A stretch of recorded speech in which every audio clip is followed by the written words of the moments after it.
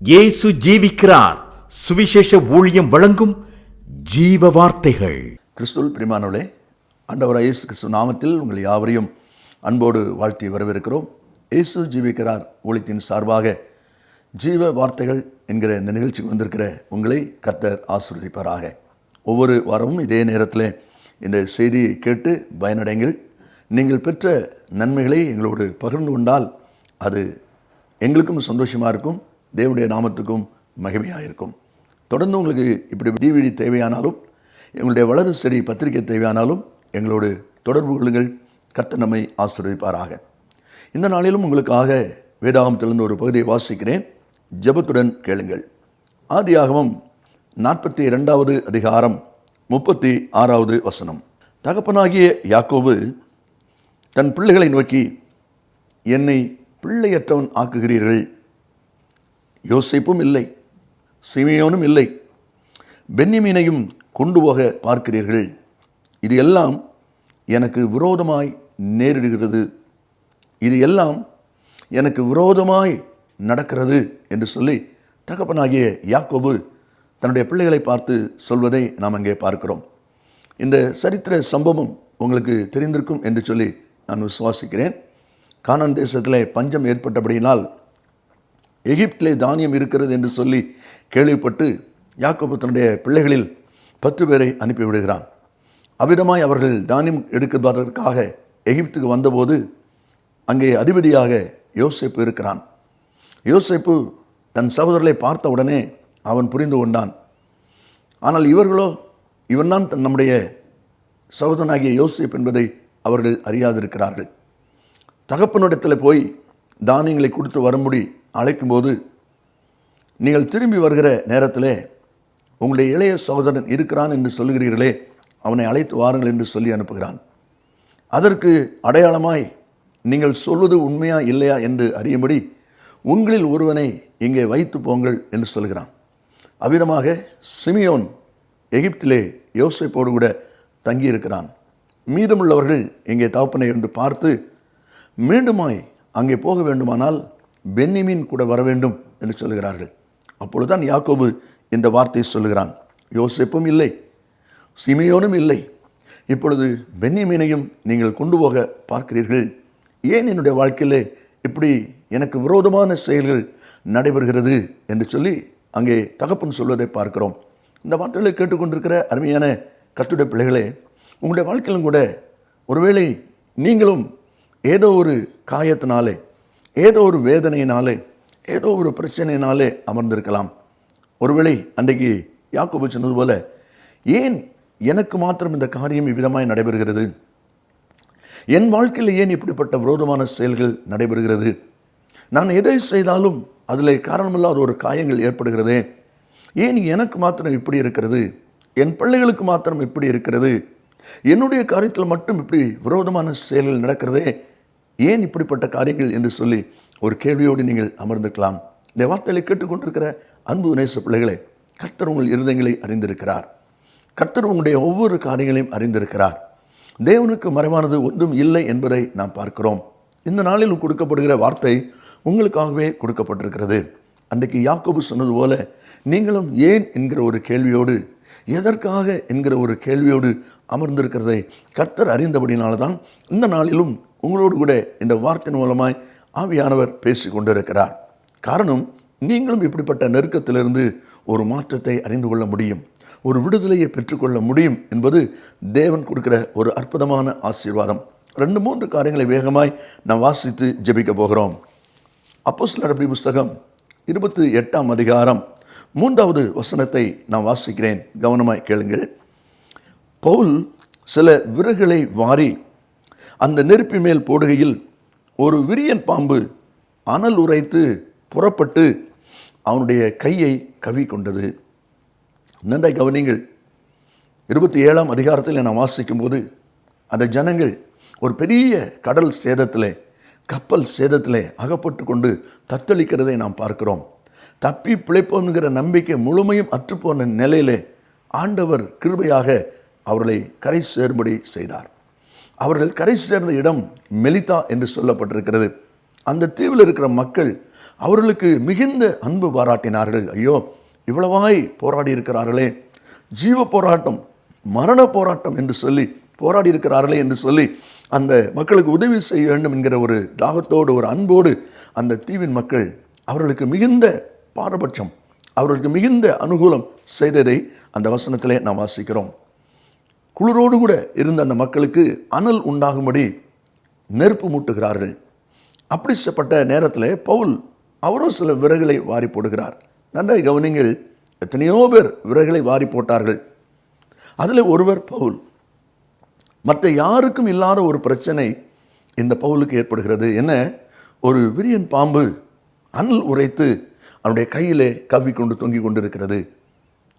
இந்த வார்த்தைகளை கேட்டுக்கொண்டிருக்கிற அருமையான கர்த்தருடைய பிள்ளைகளே, இந்த பகுதியை வாசிக்கும் போதெல்லாம் யோசிக்க வேண்டிய ஒரு காரியம் என்னவென்றால், எத்தனை பேர் விறகு எடுத்து போடும்போது யாருக்கும் எந்த தீங்கு ஏற்படாத சூழ்நிலையிலே இந்த பவுலுக்கு மட்டும் இப்படிப்பட்ட ஒரு வேதனையின் அனுபவம், ஒரு விஷப்பூச்சி அவன் கையிலே, விரியன் பாம்பு அவன் கையில் தொங்கிக் கொண்டிருக்கிறதே. ஒருவேளை நீங்கள் யோசிக்கலாம், எத்தனை பேர் விதமாய் செயல்படுறார்கள், எத்தனை பேர் இந்த காரியம் நடப்பிக்கிறார்கள், எல்லாரும் நன்றாக இருக்கிறார்களே, எல்லாரும் ஆசீர்வாதமாக இருக்கிறார்களே, என் காரியம்தானே விதமாக இருக்கிறது, எனக்கு தானே இப்படிப்பட்ட ஒரு சோதனை வருகிறது, என்னுடைய குடும்பத்தில் தானே இப்படிப்பட்ட ஒரு நஷ்டம் வருகிறது என்கிற ஒரு நிலையிலே இந்த வார்த்தைகளை நீங்கள் கேட்டுக்கொண்டிருக்கிறதை கர்த்தர் அறிகிறார். எனக்கு கேட்கிற அருமையான கர்த்தருடைய பிள்ளைகளே, அவன் என்ன செய்கிறான் என்பதை யோசித்து பாருங்கள். உடனே அவன் சற்றும் தாமதம் செய்யாதபடி அந்த விஷப்பூச்சியை தீயிலே உதறி போட்டு ஒரு தீங்கும் அடையாதிருந்தான் என்று சொல்லப்பட்டிருக்கிறது. எவ்வளவு சீக்கிரமாய் அதை உதற முடியுமோ அவ்வளவு சீக்கிரமாய் அதை உதறி போட்டு ஒரு தீங்கும் அடையாதிருந்தான் என்று வாசிக்கிறோம்.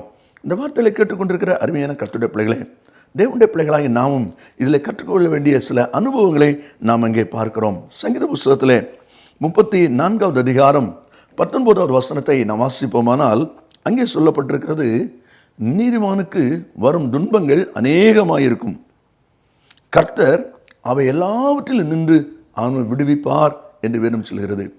நன்றாய் கவனிங்கள், கர்த்தரை தேடுகிற நீதிமான் என்கிற ஆண்டவர் விசுவாசித்து வருகிற பிள்ளைகளுக்கு துன்பங்கள், பாடுகள் அதிகமாய் வரும் என்று சொல்லப்பட்டிருக்கு. ஆனாலும் அவை எல்லாவற்றிலும் நின்று கர்த்தர் அவனை விடுவிப்பார் என்பதைத்தான் தேவனுடைய வார்த்தை சொல்வதை பார்க்கிறோம். அதே தேவனுடைய ஆசீர்வாதம் உங்களுக்கும் உண்டாகும். ஒருவேளை சோதனையின் பாதையிலே நீங்களும் ஏதாவது ஒரு காரியத்தினாலே காயப்பட்ட நிலைமையில் இருப்பீர்களானால் எனக்கு மட்டும் ஏன் இப்படி என்று சொல்ல வேண்டாம். அன்றைக்கு அற்புதமாய் அந்த பவுலை காத்த தேவன் உங்களையும் அவர் காப்பதற்கு, வழி நடத்துவதற்கு போதுமானவராயிருக்கிறார். சங்கீதம் 86:17 நீங்கள் வாசிப்பீர்களானால் அங்கே விதமாய் நாம் வாசிக்கிறோம், கர்த்தாவே நீர் எனக்கு துணை செய்து என்னை தேற்றுகிறதை என் பகைஞர் கண்டு வெட்கப்படும்படிக்கு என்று எழுதப்பட்டிருக்கிறது. எனக்கு அனுகூலமாக ஒரு அடையாளத்தை காண்பித்தருளும். இன்னும் அருமையான ஒரு வார்த்தை கவனிங்கள், கர்த்தாவே நீர் எனக்கு துணை செய்து என்னை தேற்றுகிறதை என் பகைஞர் கண்டு வெட்கப்படும்படிக்கு எனக்கு அனுகூலமான ஒரு அடையாளத்தை காண்பித்தருளும். ஆம் அருமையானவர்களே, உங்களை விரோதிக்கிறவர்கள், உங்களை பகைக்கிறவர்கள் ஒரு அடையாளத்தை காணும்படி, உங்களோடு கூட கர்த்தர் இருக்கிறதை காணும்படி ஒரு அடையாளமாக ஒரு அனுகூலமான காரியத்தை ஆண்டவர் செய்கிறவராயிருக்கிறார். அதை தான் இங்கே நாம் வாசிக்கிறோம். அது மாத்திரமல்ல, இரண்டாவதாக தானியேல் புஸ்தகம் 3ஆம் அதிகாரம் 19ஆம் வசனத்தை நாம் வாசிக்கும் போது, நேபுகாத்நேச்சார் ராஜா சாதாரணமாய் சூளையை சூடாக்குவதை பார்க்கிலும் 7 மடங்கு அதிகமாய் சூடாக்கும்படி உத்தரவு கொடுத்தான் என்று வாசிக்கிறோம். சாதாரணமாய் குற்றவாளியாய் நிர்ணயிக்கப்படுகிற, தீர்க்கப்படுகிற ஒரு மனிதனை அக்னி சூளையில் போடுகிறார்கள். ஆனால் இந்த சாத்ராக், மேஷாக், ஆபேத்நேகோ இந்த 3 பேரை போடும்போது 7 மடங்கு உஷ்ணப்படுத்துகிறதை நாம் அங்கே பார்க்கிறோம். அக்னியின் ஜுவாலை அதிகப்படுத்துகிறதை நாம் அங்கே பார்க்கிறோம். ஒருவேளை இந்த வார்த்தையை வாசிக்கும் போது நாம் அறிந்து கொள்ள வேண்டிய காரியம் என்ன? மற்றவர்களை காட்டிலும் நம்முடைய வாழ்க்கையில், ஒருவேளை உங்களுடைய வாழ்க்கையில் அதிகமான ஒரு வேதனையின் பாதையாக, அதிகமான ஒரு பாடுகளின் பாதையாக இருக்குமானால் இந்த கேள்வி உங்களுக்கு உண்டாகும். ஏன் எல்லாம் எனக்கு விரோதமாய் நடக்கிறது? ஏன் எனக்கு விதமாய் வேதனையின் அனுபவமாய் நடந்து கொண்டிருக்கிறது என்பதாக நீங்கள் கூட நினைத்து கொண்டிருக்கலாம். இந்த வார்த்தைகளை கேட்கிற அருமையானவர்களே, அப்போஸ்தலர் பவுல் கொரிந்தியருக்கு நிருபம் எழுதும்போது ஒரு அருமையான வார்த்தை எழுதுகிறதை நாம் அங்கே பார்க்க முடியும். 1 கொரிந்தியர் 10வது அதிகாரத்தில் 13வது வசனத்தை நாம் வாசிக்கும் போது அங்கே விதமாய் வாசிக்கிறோம். மனுஷருக்கு நேரிடுகிற சோதனையே அல்லாமல் வேறே சோதனை உங்களுக்கு நேரிடவில்லை. உங்கள் திராணிக்கு மேலாக நீங்கள் சோதிக்கப்படுவதற்கு அவர் இடம் கொடாமல் சோதனையை தாங்கத்தக்கதாக சோதனையோடு கூட அதற்கு தப்பிக்கொள்ளும்படியான போக்கையும் உண்டாக்குவார். நன்றாய் கவனிங்கள். சோதனை ஒரு பக்கம் இருக்கிறது.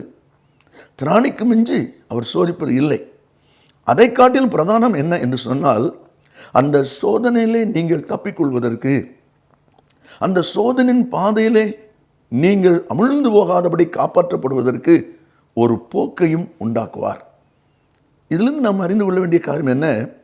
நீங்கள் சோதனையை பார்ப்பதை விட அந்த சோதனையிலிருந்து தப்பிக்கொள்வதற்கு ஒரு வழியை காண்பிக்கிறாரே, அந்த வழியை பாருங்கள்.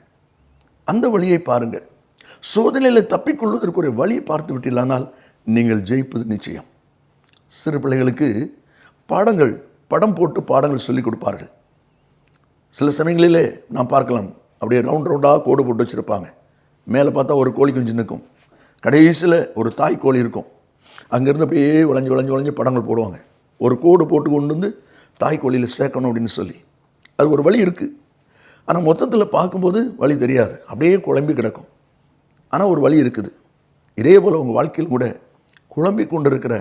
புலம்பிக் கொண்டிருக்கிற நிலையில் நீங்கள் இருந்தாலும் தேவனுடைய வார்த்தை சொல்லுகிறது, தப்பிக்கொள்ளும்படியான போக்கை கர்த்தர் வைத்திருக்கிறார். அதை கண்டுபிடிங்கள். உங்களுடைய கவனம் அதில் இருக்கட்டும்.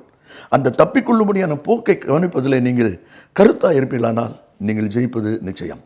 கடைசியாக 2 ராஜாக்கள் 4ஆம் அதிகாரம் 1வது வசனத்தை நாம் வாசிக்கும் போது, கடன் கொடுத்தவன் இப்பொழுது என் 2 குமாரரையும் தனக்கு அடிமையாக்கி கொள்ள வந்தான் என்று தீர்க்கதரிசியுடைய மனைவி எலிசா தீர்க்கதரிசியை சொல்வதை பார்க்கிறோம்.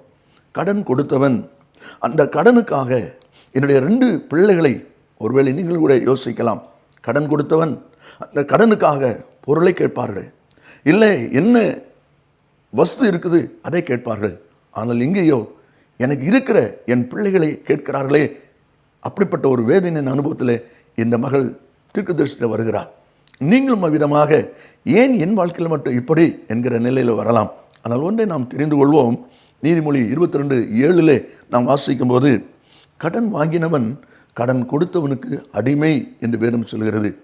அதே 22ஆம் அதிகாரத்தின் 26 கடனுக்காக பிணைப்படுகிறவள் ஒருவன் ஆகாது என்று சொல்லப்பட்டிருக்கிறது. கர்த்தர் நமக்கு கொடுத்திருக்கிற வார்த்தை என்ன? நீ கடன் கொடுப்பாய், கடன் வாங்காதிருப்பாய். அருமையான கர்த்தருடைய பிள்ளைகளே, நாம் கடன் வாங்கும்படி அழைக்கப்படவே இல்லை. அதில் தேவனுடைய பிள்ளைகள் மிக மிக கவனமாக இருக்க வேண்டும். ரோமர் 13:8 நாம் வாசிக்கிறோம், ஒருவரிடத்தில் ஒருவர் அன்பு கூறுகிற கடனே அல்லாமல் மற்றொன்றிலும் ஒருவனிடத்திலும் கடன் படாதிருங்கள் என்று தேவனுடைய வார்த்தை சொல்வதை பார்க்கிறோம். தகப்பனாகிய யாக்கோபு தன் பிள்ளைகளை பார்த்து சொல்கிறான், எல்லாம் எனக்கு விரோதமாய் நேரிடுகிறதே ஏன் என்று கேட்கிறான். அதே போல இந்த நாளில் நீங்களும் கூட ஏன் இந்த காரியங்கள் எல்லாம் எனக்கு விரோதமாக இருக்கிறது என்று சொல்வீர்களானால், கர்த்தர் ஒரு நோக்கத்தோடு இங்கே வைத்திருக்கிறார். விஷப்பூச்சி தொங்கினாலும் அதிலையும் தப்பிக்கொள்ள ஒரு போக்கு இருக்கிறது. 7 மடங்கு அக்கினி சூளையானாலும் அதற்கு மத்தியில் உங்களை காப்பாற்றுவதற்கு தேவனாகிய கர்த்தர் உங்களோடு கூட இருக்கிறார். அந்த கடன் பிரச்சனையிலும் விடுதலை பெற்றுக் கொள்வதற்கு ஒரு மார்க்கம் அங்கே இருக்கிறது. அதே போல உங்கள் பிரச்சனைகளிலே கர்த்தர் உங்களுக்கு ஒரு போக்கை உண்டாக்கியிருக்கிறார். அதை மட்டும் கண்டுபிடிங்கள், நீங்கள் ஜெயம் பெறுவீர்கள். நாம் ஜெபிப்போமா? நல்ல பிதாவே, என்னோடு துதிக்கிறோம். உங்களுடைய வார்த்தை ஆமென்றும் ஆமென்னும் இருப்பதற்காக ஸ்தோத்திரம். உங்களுடைய வார்த்தையினால் நீர் எங்களை ஆசீர்வதிக்கிற தேவனாய் இருப்பதற்காக ஸ்தோத்திரம். ஏன் என்கிற கேள்வியோடு வந்திருக்கிற இந்த பிள்ளைகள், நீர் அவருடைய பிரச்சனையிலே காண்பித்திருக்கிற அந்த வழி, அந்த போக்கு, அதை கண்டு விடுதலை பெற்றுக்கொள்ள உதவி செய்யும். நீர் அப்படி கிருபைக்காய் ஸ்தோத்திரம். இயேசுவின் நாமத்தில் பிதாவே, ஆமென், ஆமென். கர்த்தர் உங்களை ஆசீர்வதிப்பாராக. ஆமென். மேலும் விவரங்களுக்கும் உங்கள் ஜெப தேவைகளுக்கும் நீங்கள் எங்களோடு தொடர்பு கொள்ள வேண்டிய முகவரி, ஜீசஸ் லிவ்ஸ் காஸ்பல் மினிஸ்ட்ரீஸ், சகோதரர் John M Jeyaraj, 123A Thonavur road, Mavadi, Nellai மாவட்டம், தென்னிந்தியா 627107. செல்போன் 9443111375. 292.